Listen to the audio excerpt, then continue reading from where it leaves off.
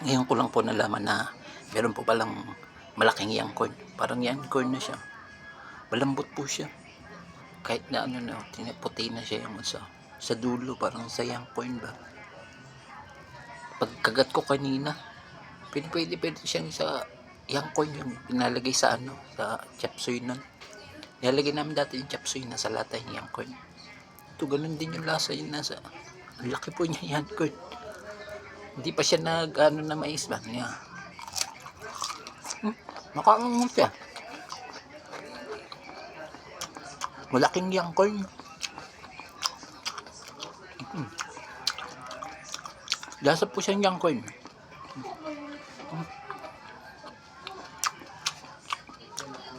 Hindi pa na-develop yung ano niya ba. Kaya malambot. Kumbaga sa ano to, yung mga alimango. Ano siya, kanang luno. Tawag, malambot na mango. Young corn pa. Kain po.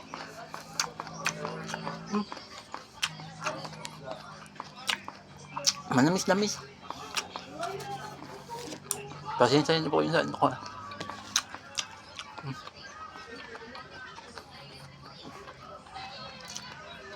Medyo may butil yan, medyo matigas ng konti.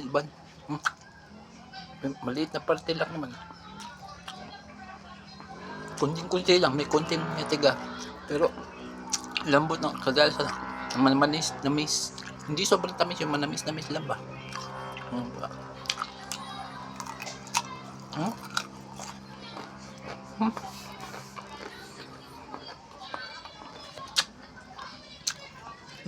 Yan.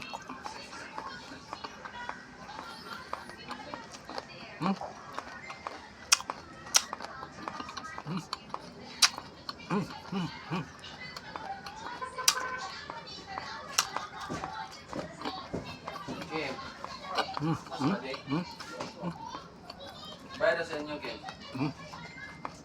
Bayad sa inyo.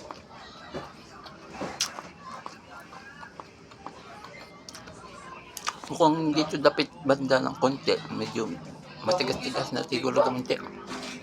Medyo namubuo na ng konti ng maano. Medyo matigas ng konti yung iba.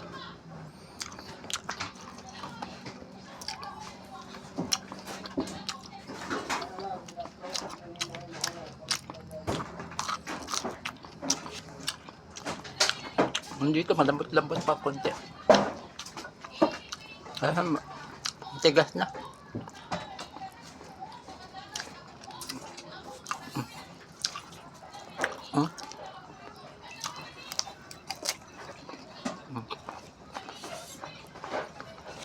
Matigas na po siya.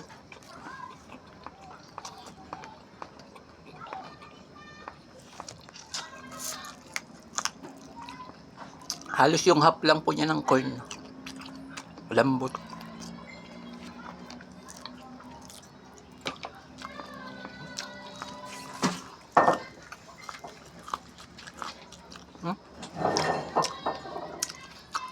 Medyo matigas na to. Hanggang dito pa naman to. Ganyan. Ano yung nata? Ganyan kataas to. Lampas pa lang kalahati ang malambot. Matamis. Ito, ngiti-ngiti na lang.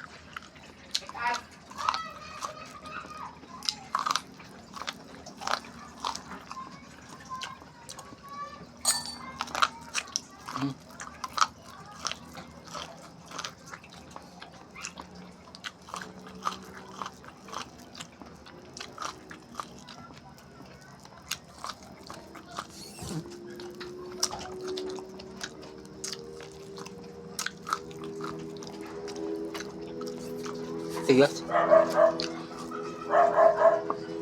Hindi na makagat ba na dito. Gila pa. Salamat.